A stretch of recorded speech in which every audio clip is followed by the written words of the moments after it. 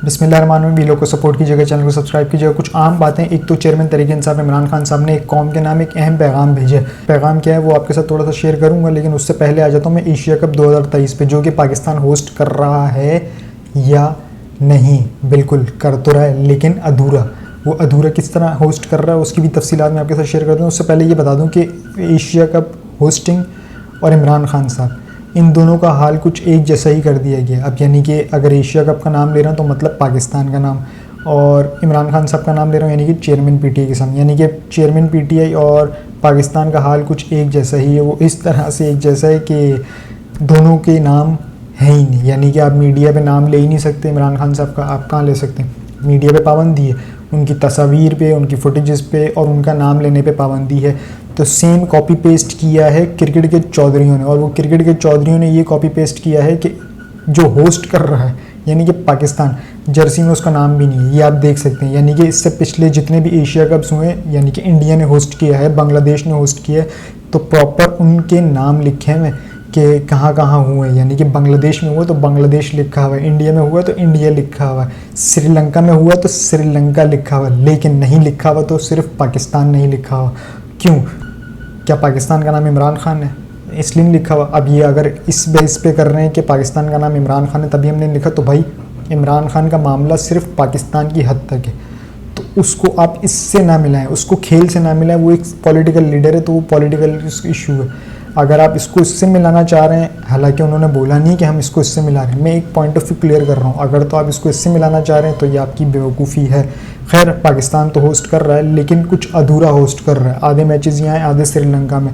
India के जो matches हैं, इंडिया ने जो खेलने, इंडिया ने कहाँ खेलने अपने मैचेस ये देख लें। पाकिस्तान नहीं आना इंडिया ने अपने सारे मैचेस खेलने हैं सारे श्रीलंका के अंदर। ये आप देख सकते हैं, शेड्यूल लगा हुआ है और गूगल भी कर सकते हैं। अब अगर याद रखें, आईसीसी ने ये होस्टिंग किसको दी थी 2023 की? पाकिस्तान को। अब पाकिस्तान का इस्तेकाक क्या है कि तमाम टीमें पाकिस्तानी आएँ, खेलें, हम सिक्योरिटी देंगे। अभी जो टीम्स आई हुई क्या उनको सिक्योरिटी नहीं दी हुई? उन्हें बिल्कुल सिक्योरिटी मिली हुई है। सिक्योरिटी का ऐसा कोई मसला नहीं कि सिक्योरिटी का कोई मसला, हाँ बिल्कुल उन्हें ऐसा सिक्योर रखा हुआ, सेफ रखा हुआ। अगर आप PSL के मैचेस देखें तो कितनी बेहतरीन सिक्योरिटीज़ होती हैं, यानी कि आपको प्रेसिडेंशियल सिक्योरिटी दी जाती है अगर आप देखें तो।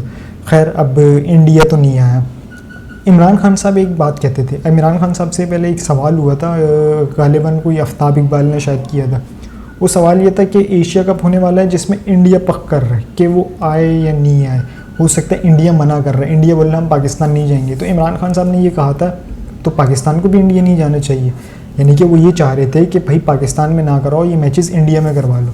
पाकिस्तान ने इस पर एक्शन लिया और कहा ऐसा तो बिल्कुल भी नहीं होगा, पाकिस्तान में ही मैचेस होंगे। लेकिन उस वक्त चेयरमैन गालिबन नजम सेठी साहब थे, बिल्कुल नजम सेठी साहब थे उस वक्त। लेकिन नजम सेठी साहब ने भड़के तो बहुत मारी थी कि हम इंडिया नहीं जाएंगे, मैचेस होंगे तो पाकिस्तान में होंगे, जो कि अच्छी चीज़ थी। मैं इसे अप्रिशिएट करूँगा कि पाकिस्तान को जब होस्टिंग मिली है तो पाकिस्तान में ही मैचेस होने चाहिए।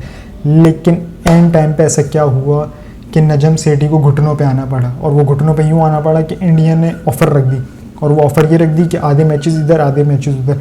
चलें ठीक है, अगर आपने ऑफ़र रख भी दी, अव्वल तो रखना बनती नहीं थी, और अगर ये ऑफ़र रखी थी ना तो उसे रिजेक्ट करना चाहिए था। क्यों? क्योंकि अगर ये होस्टिंग इंडिया के पास होती और पाकिस्तान कहता कि मैं वहाँ नहीं जा रहा, तो क्या इंडिया कहता कि नहीं आ रहा तो हम कहीं और शिफ्ट करने चलें, दुबई करा लेते, पाकिस्तान आ जाए?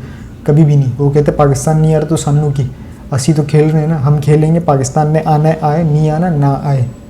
तो ये स्टैंड होता है गैरतमंद कौम का। यानी कि मैं कौम का लफ्ज़ इस्तेमाल कर रहा हूँ जबकि करना नहीं चाहिए, क्योंकि एक खेल की मैदान अलग चीज़ है और सियासत का मैदान अलग चीज़ है। पाकिस्तान एक, मैं बतौर पाकिस्तानी बोल रहा हूँ तो इसको सियासत के लेंस में ना लीजिएगा। मैं बतौर पाकिस्तान बोल रहा हूँ कि ये होता है गैरतमंद। अब अगर पाकिस्तान को ये कहा गया कि आधे मैचेस इधर आधे उधर, तो ये तो पहली फुर्सत में रिजेक्ट करना चाहिए था कि नहीं होंगे तो सारे पाकिस्तान में होंगे, इंडियन आने आए, नहीं आना ना है। हमें इंडिया से कौन से कोई दाल चावल मिल रहा है, हमारी तो ट्रेड वैसे ही बंद है, ट्रेड नहीं है ना। इवन कि हम तो चाह रहे थे कि हमारे ताल्लुकात बहाल हों, लेकिन कब? जब कश्मीर पे 370 का जो आर्टिकल है वो हटे तब।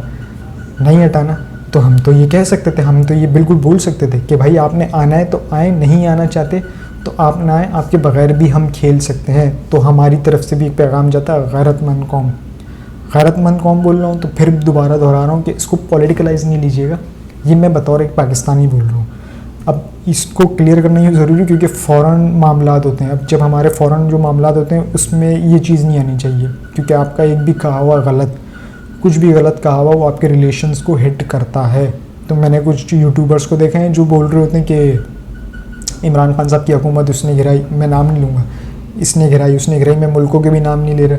तो देखें, आपने तो बोल दिया, आपने जो बोलना था वो आपने बोल दिया। अब मुझे नहीं पता उसमें कितनी हकीकत है या नहीं, ठीक है, एक का नाम तो मुझे पता है और उसकी इन्वॉल्वमेंट है ये भी हमें पता है, सबको पता है। बाकी जो मुल्क हैं उनके आपने नाम बताया और उनका बताया, तो आपको कैसे पता चला? पहली बात तो ये।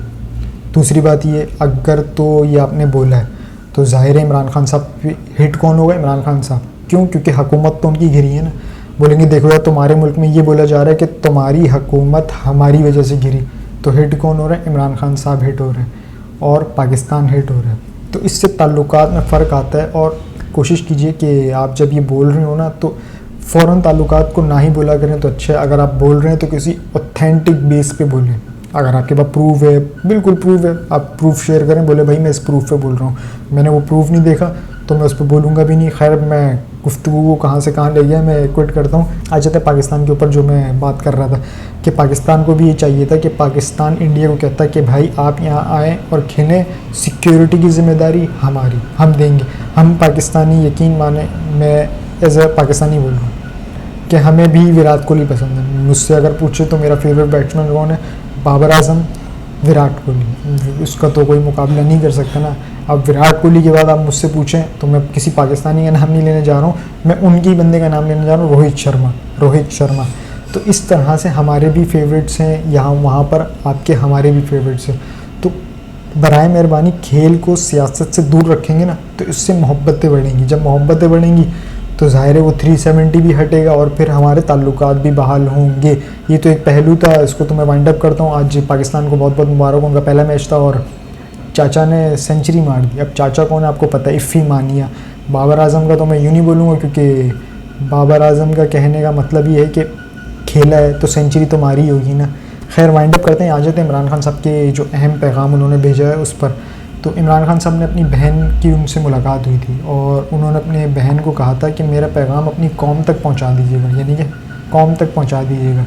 अब वो पैगाम क्या था, सबसे पहले थोड़ा सा ये सुनिए। साइफर सिर्फ, और उन्होंने खास कहा, और उन्होंने कहा कि आप ये कह देना कि साइफर सिर्फ 3 लोगों को बचाने के लिए हो रहा है, एक जनरल बाजवा को, दूसरा डोनाल्ड यू को और तीसरा अमेरिकन एम्बेसडर को। और उन्होंने जी, तो ये इमरान खान साहब की बहन थी जिनका आपने बयान सुना। वो ये कहती हैं कि बता देना कि साइफर सिर्फ 3 लोगों को बचाने के लिए हो रहा है, जनरल बाजवा, डोनाल्ड लू और अमरीकी सफ़ीर। इन 3 लोगों के नाम लिए खान साहब ने अपनी बहन के हाथ ये पैगाम भेजा है। और एक चीज़ और उन्होंने बोला है कि मुझे खुशी सिर्फ इस चीज़ की कि लोगों में शऊर आ गया है, यानी कि अब जब आप खड़े होने लगे हैं, आपको पता चलने लगा कि साइफर एक हकीकत है।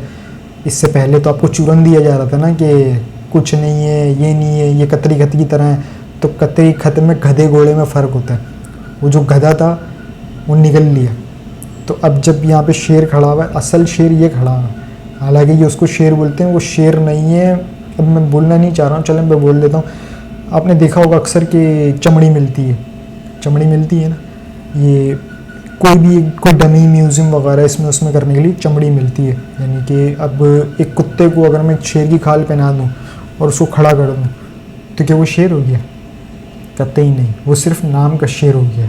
अगर तो उसकी खाल कहीं अटकी, खाल होती है ना, वो कहीं अटकी और उस कहीं भागने लगा वो, और वो अटकी तो पीछे फटते जब निकलेगा ना उसमें से तो वो कुत्ता निकलेगा। यानी कि आपने देखा होगा कि ज़मीन से जब रॉकेट निकलता है तो किस तरह से धुआं और आग दिख रही थी, शोले दिख रहे थे, उसके बाद रॉकेट जाता है, वो आपको रॉकेट दिखता है, फिर वो ऊपर जाता है।